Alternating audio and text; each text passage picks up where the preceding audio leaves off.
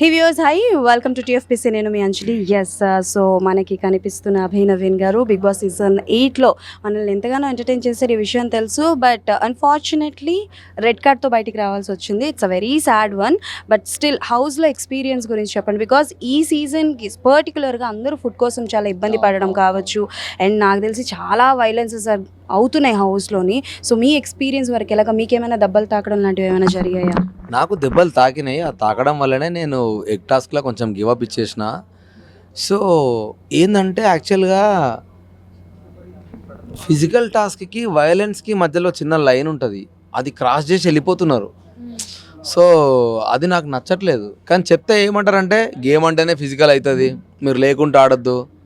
వాళ్ళు అన్నారుగా మణికంఠను, నువ్వు ఆడపిల్ల లెక్క నువ్వు పోయి లోపల కూసోపో, ఇట్లాంటి మాటలు మాట్లాడుతున్నారు. కానీ అది కాదు కదా game. Exactly. So and Big Boss clear instruction, rule బుక్లో నీట్గా ఉంది, ఫిజికల్ వైలెన్స్ నిషేధం, నువ్వు ఫిజికల్ వైలెన్స్ చేస్తే నిన్ను హౌస్లోకి వెళ్ళి వెళ్ళగొడతా అని అన్న తర్వాత కూడా చాలాసార్లు ఫిజికల్ వైలెన్స్ ఎక్కువ అయింది బాడీ మీద పడి, మరి ఎప్పుడూ డోర్ ఓపెన్ కాలేదు. సో వీళ్ళైనా రియలైజ్ కావాలి కదా, మనం ఎక్కువ చేస్తున్నాం రా, తగ్గించుకోవాలి అని. అది కూడా తగ్గించుకోవట్లేదు. సో నాకు అది ఒక్కటి నచ్చలేదు. అపార్ట్ ఫ్రమ్ దట్ అందరు ఒక మంచి వైబ్లో మాత్రం ఉండే, చాలా బాగుండే. మీ హ్యాండ్కి ఉన్న దెబ్బ ఏంటి? అది గేమ్లో తగిలిందా? ఇది గేమ్లో దాకింది. ఎగ్ దాంట్లో గేమ్లో దాకింది, షోల్డర్కి దాకింది. ఇంకా నాకంటే పాపం అమ్మాయిలకి ఎక్కువ దాకింది. వాళ్ళు సెన్సిటివ్ స్కిన్ అవడం వల్ల అనుకుంటా మొత్తం ఇట్లా కమిలిపోయింది. నాకు మస్తు బాధ అనిపించింది. అండ్ వన్ మోర్ థింగ్ ఏంటి అని అంటే, ఈసారి ఆట రూపేణ అందరూ మాటలతో ఎక్కువ పోక్ చేస్తున్నారు. పృథ్వీరాజ్ కావచ్చు, సోనియా కావచ్చు, ప్రేరణ కావచ్చు, ఇట్లా. అండ్ ఈవెన్ విష్ణుప్రియ కూడా కొంతవరకు మాటలతో పోక్ చేయడం జరుగుతుంది. మాటలు వదిలేస్తున్నారు, విసిరేస్తున్నారు, చాలా ఈజీగా వదిలేస్తున్నారు. మళ్ళీ ఆ తర్వాత దాన్ని సరదాగా అంటున్నారు. సో అంటే పర్సనల్ డ్యామేజ్ కొంచెం కొందరికి అయింది, దానివల్ల చాలా గొడవలు అయినాయి కూడా. సో విష్ణు కూడా బయటకు వచ్చినప్పుడు చెప్పిన, విష్ణు అట్లా వదిలేయకరా, నీకు ఇది ఒక్కటి నా అడ్వైస్గా చెప్తున్నాను అన్న. ఇంకా కొందరు చేస్తున్నారు, ఇక వాళ్ళే రియలైజ్ కావాలి అది. ఓకే.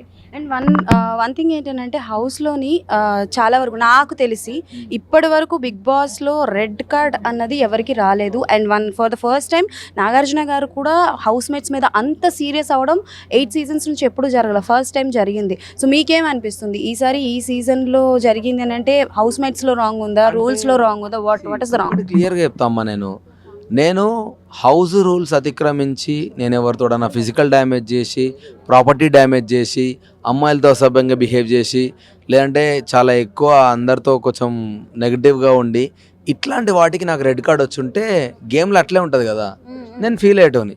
కానీ నాకు ఒక్క వార్నింగ్ కూడా రాకుండా అవన్నీ క్లబ్ చేసి, కామెడీగా మాట్లాడినాయి, సీరియస్గా మాట్లాడినాయి, అన్నీ క్లబ్ చేసి నాకు రెడ్ కార్డ్ ఇస్తే నేను ఫీల్ అయ్యి డెఫినెట్గా నేను మధ్యలో ఫ్రేమ్ అయిపోయినా, ఇంకా లైట్ అని గివప్ ఇచ్చేసిన.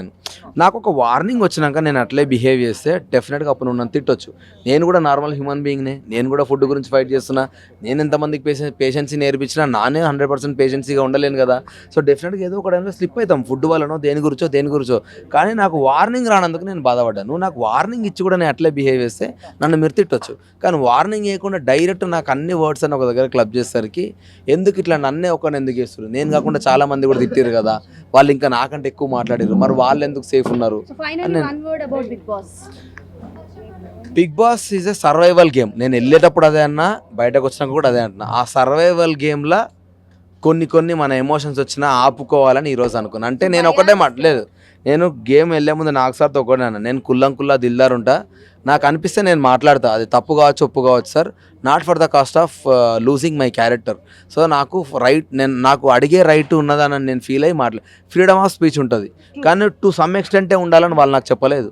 నాకు ఫ్రీడమ్ ఆఫ్ స్పీచ్ ఉంది, నాకు నచ్చలేదు, నేను మాట్లాడినా అనుకున్నా.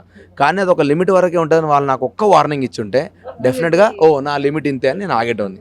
Anyways, so thank you so much. ఇంత బిజీ షెడ్యూల్లో కూడా నాకు బయట ఇచ్చారు.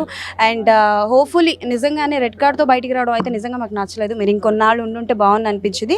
But anyways next time wild కార్డ్లో వెళ్తారని అనుకుంటున్నాను. Thank you so much. Thank you so much. Thank you.